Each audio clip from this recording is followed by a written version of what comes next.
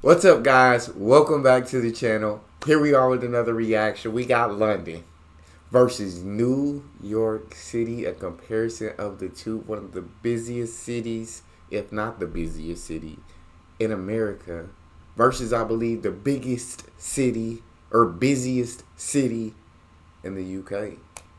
So let's see how these two cities compare. Before we dive in, if you happen to enjoy it, please don't forget to subscribe, give the video a thumbs up, and let's find out. Let's find out what's different.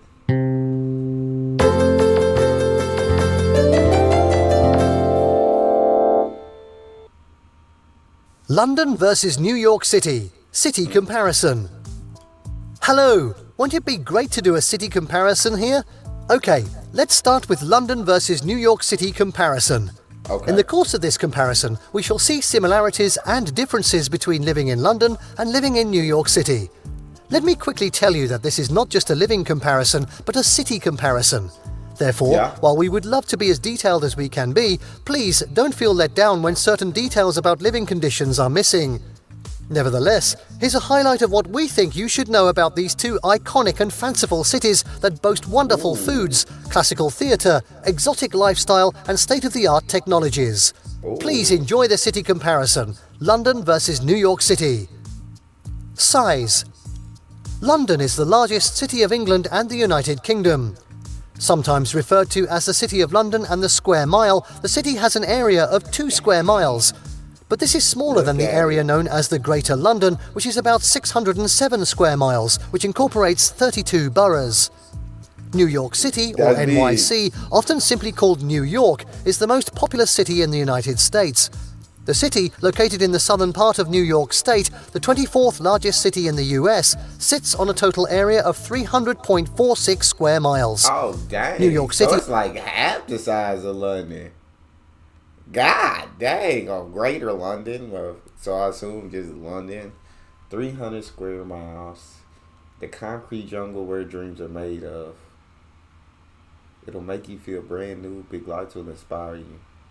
It's New York. Is made up of 5 boroughs, namely the Bronx, Brooklyn, Queens, Staten Island, and Manhattan.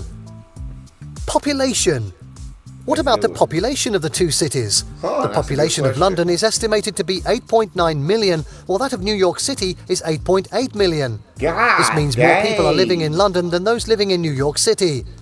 Did you notice that we mentioned half the size? Like, we talking about 8.8 million squeezed into that 300-mile radius, I guess, compared to 8.9 million living in 607 miles. So, see, I ain't never been to New York, but my bro been to New York, and people that have been to New York, it's just too busy of a city for me.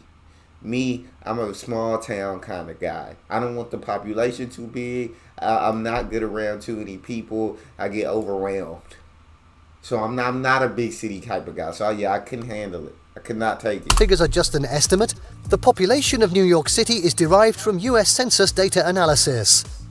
While the London area is almost double that of NYC, the population figures for both cities are pretty close. That's crazy. London is only a couple of hundreds of thousand more populous than New York. For that reason, London's population density of 11,407 people per square mile is lower than New York City's. Of course. NYC, which is also the most densely populated major city in the US, has a population density of 27,000 people per square mile. Though London is bigger and more populous than New York City, more people are living on the streets of New York than you would find on London's streets. Well, yeah. This is because more New Yorkers are packed and cramped into a smaller area than Londoners. People. You got to have bread to live in New York City. Listen to me. You got to have bread.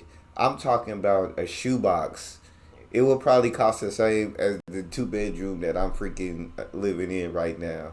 And I don't mean, when I say shoebox, I don't mean a very small apartment, a studio apartment. No, like, I mean an actual shoebox will probably cost about what I live in right now, which is absolutely crazy.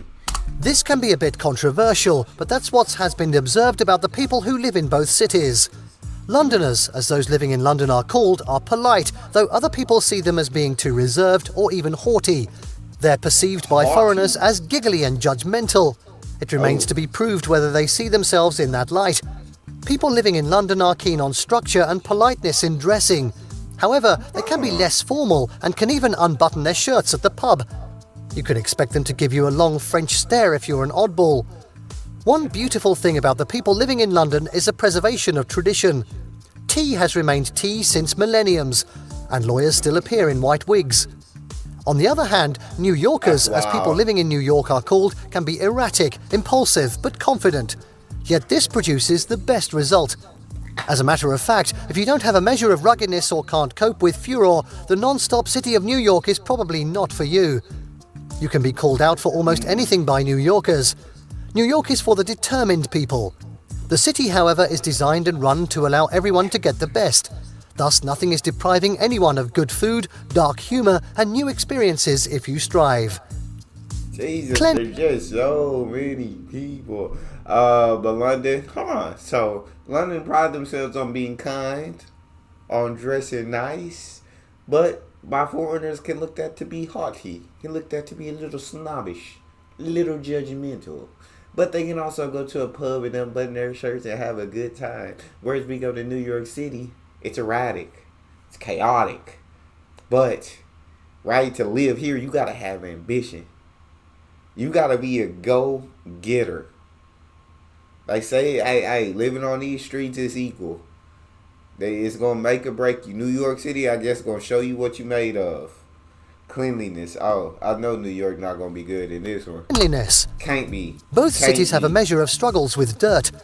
It is understandable and expected of big cities. But in this city comparison, we have to give it to London. Oh, why? Really? This is not because New Yorkers have less cleaning and maintenance culture than Londoners. The fact is that waste management is challenging in most populous cities, and the higher the population density of a city, the more challenging it is to maintain a standard of cleanliness and orderliness. I thought he was saying I gotta get it like London is more dirty. That would have shocked me. But London being more clean than New York doesn't shock me. Even in cities with large bodies of water around it. Food.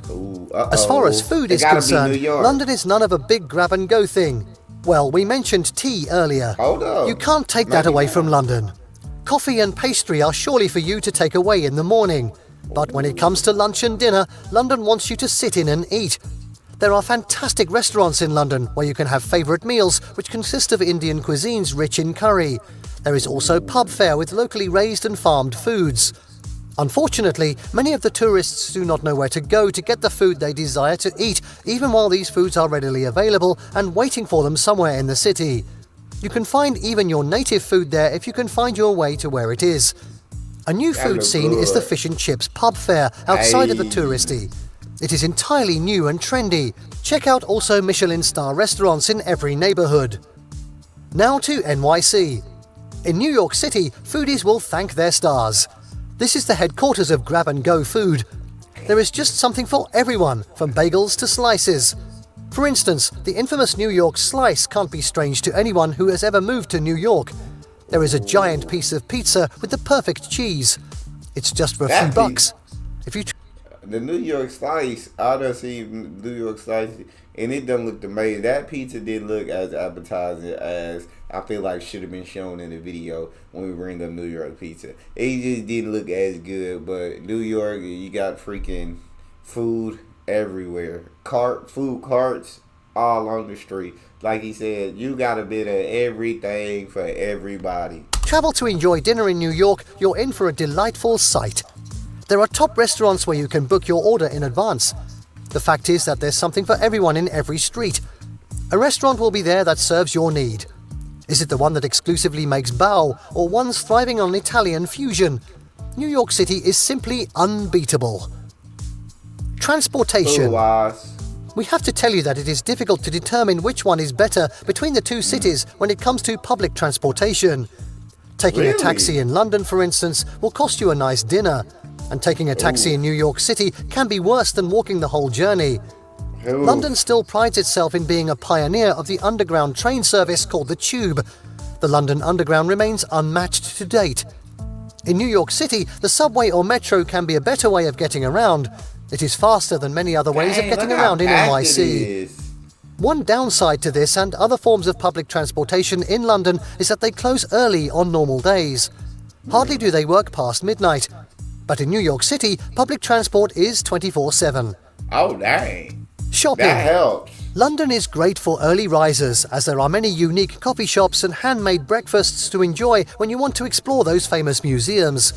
Bear in mind that London is just a stone throw away from the famous shopping centres of the world such as Paris, Amsterdam and Madrid. You will get many of those top boutique brands when shopping in London. Just anything you are looking for, including even dinosaur fossils, those shops will get them for you. New York City is a city that never sleeps. Everywhere, any time of the day. As mentioned earlier, there are unique restaurants, ice coffee shops and vintage stores in every neighbourhood that has its own cultural norms and styles, especially in Williamsburg. If you'd love to shop and have dinner, New York can be a more welcoming place to visit. London wins shopping in this city comparison. Yes, NYC has fantastic shopping, but those shops can't stand what London has to offer. Oh. Leisure. Oh, okay, London with the shopping. You know, I would like to take a trip to London, do some shopping. But again, I get overwhelmed by crowded places, by busy cities. I just don't know if I can last. But, and I ain't even got the money to just be shopping in London. I said New York was super expensive, but I hear London ain't much different. I hear London very expensive in itself, so I ain't got the money for either one of them. But that's dope. I thought when it came to shopping, I would have thought New York. But I've never been to London, and so I'm gonna listen to the video. London's the better city to shop in. Okay. A good way to illustrate this is the availability of parks. There are more green spaces in London than in New York. Yeah, gotta be. All space in this densely populated city has been occupied. In fact, the only park in Manhattan is Central Park. But in London, you have open spaces and parks. Hyde Park and St James's Park are just examples of world-renowned parks. Now, what is your take? London versus New York City. Which one is better? The choice is tough, right? In summary, London is beautiful with the most famous landmarks in the world, while New York City is more exciting and fun-filled. Please, we would love to have your opinion of the two cities. Thank you for watching this video, and don't forget to subscribe, comment and turn on the notification bell. I feel like if I gun to my head, they said pick a city to live in, I probably would just say London due to the fact that it's got about the same population as New York, but it's double the size. And so I wouldn't feel as crowded in London as I would feel in New York. I would love to visit both cities someday, even though I get overwhelmed by big crowds. I still would love to visit both cities, see how it is. But yeah, somebody put a gun to my head and said choose, I'd probably go with London. And just off crowd size. Just off. Because New York is just... London's probably busy, but New York, it just seems non-stop ever.